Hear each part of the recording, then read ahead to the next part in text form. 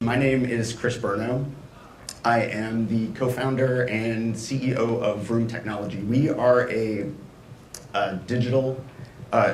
media cloud distribution platform. And we are laser focused on the distribution of immersive content experiences. And so we operate and function much further downstream in the ecosystem than a lot of other people that you've probably heard from over the course of the past few days here. We're about to be 2 years old. We look 45, but we're 2. We'll be 2 in March. And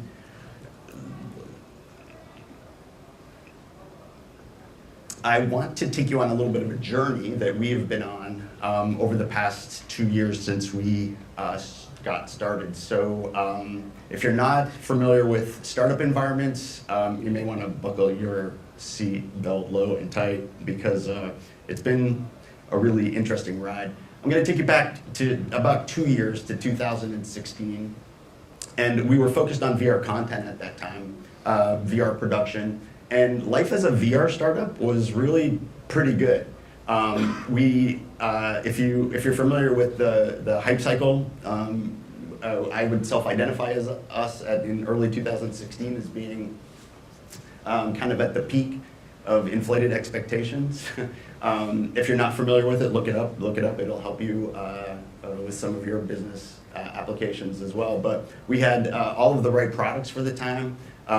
We had all of the right analyst data behind us, and we were, I'm saying, pitch perfect because the story that was being told on the street was really that VR was where it was at and where it was going. So we felt like we were very well positioned.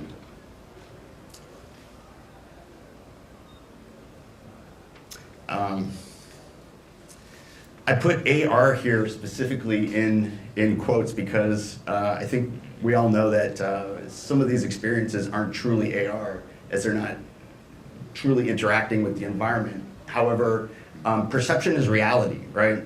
Especially with the clients that we work with. So back in 2016, this is how AR was showing up on the street, and this is how, if we had clients who were interested in discussing AR, this is kind of what we had to show them, or this is what was on their mind, and that was the perceptions that they came to the table with. And it was a really hard sell. AR back in early 2016 was a very difficult sell. I'm sure nobody in here has ever worked with Snapchat filters or anything like that, so I put that up there as an example as well of how AR was being perceived on the street. And in early 2016, this is the time frame, virtual reality was really kind of the darling of the media. But using our hype cycle here, towards the end of 2016, things definitely were not going as planned with in virtual reality anyway. Our revenue was limited to production, and in and of itself, that's not necessarily a bad thing, but as a media distribution platform, where we were looking to build our revenues, and what we needed to show our board was that we were putting content into the pipeline that was being used and distributed downstream. And our production wasn't necessarily a loss leader, but it was a necessary tool in our toolkit. We had to have studios, we had to have cameras, we had to have crews going on location in order to, it's like a chicken and an egg scenario problem that we had. We needed the content to get into the pipeline in order to distribute. But production in and of itself was our lowest margin product. Also, back then, the VR was once and done. It was almost novel. So people would come to us and they'd be very interested in having a VR experience created for them, but that was it. And we were counting on recurring revenue. We were counting on episodes, right? So like we'd sign a master services agreement and we were hoping that it would be episode 1, episode 2, episode 3, but that wasn't happening. They were coming in, kind of getting a taste of it. We'd make our revenue there, and then that was it. They weren't interested in pursuing it any further. So, as you guys know, there was a constant pushback about VR headset sales and whether or not there's enough hardware out there to make it even worthwhile producing the VR content. And I remember getting on a plane once and catching in the corner of my eye the cover of a Fortune magazine that said virtual reality isn't a thing yet, and that interest was fading very fast, and having to sit on the plane and not have access to what they were talking about. So, and investment was drying up also towards the end of 2016. So as a small bootstrap startup, it was really back to the drawing board for us. By the beginning of 2017, using our hype cycle here, we were really in the slope of a trough of disillusionment. So, trough of disillusionment, and it sucks there really, really bad. But it was real, and it was a wake-up call. So,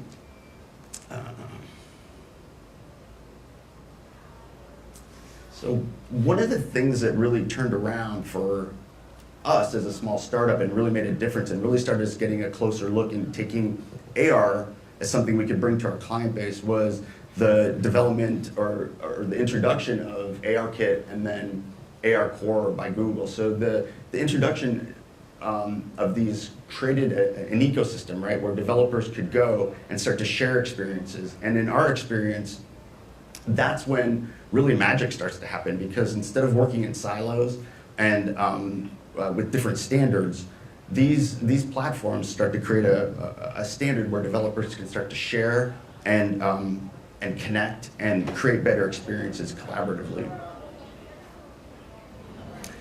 Excuse me. So also, throughout 2017, it really did flip-flop. AR started to get the analysts' attention, and it was touting, kind of like VR was being touted earlier in 2015 and 16, as really being the place where enterprise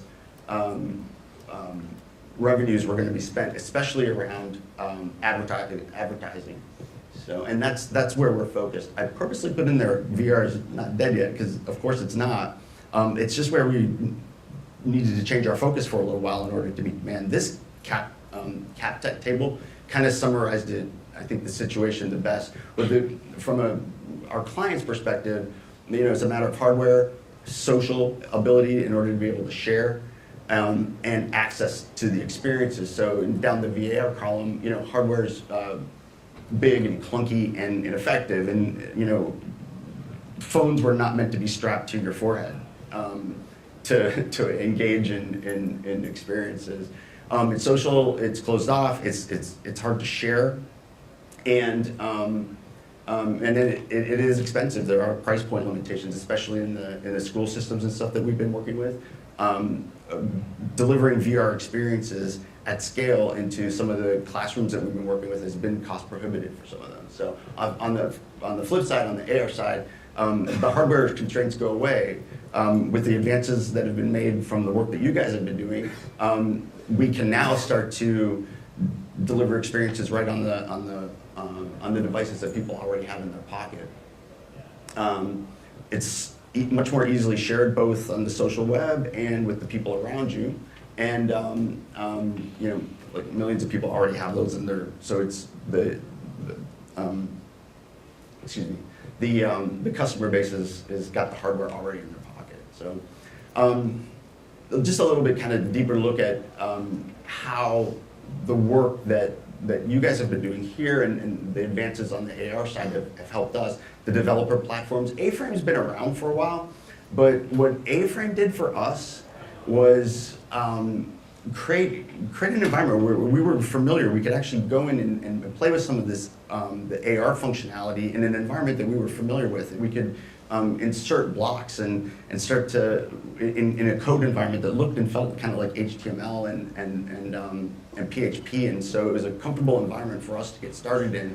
And then obviously Tango's gone now and replaced with ARCore, but those platforms came on. The ecosystem, the AR cloud, that's really what I believe this year is going to make an incredible difference for AR, for us, especially on the street, because it's going to kind of ignite and connect everything. It's going to take the applications that, all the applications that we've seen here today, that are very useful in a specific context, and connect them with each other and make them more aware of their surroundings and connected to the other applications and a lot more useful for people. So AR Cloud is really, I think, what's going to be a massive distinguishing feature for us and for AR this year. So, and the hardware argument again is that it's built in.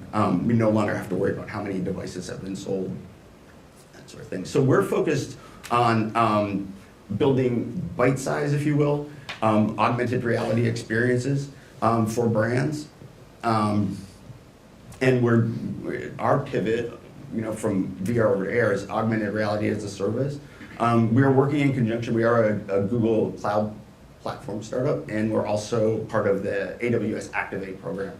And they have been incredibly helpful to us in our experience, in our development of creating these experiences that help extend reach of a brand, create new revenue growth opportunities through them, through some of the AR applications that you guys are working on. And customer feedback,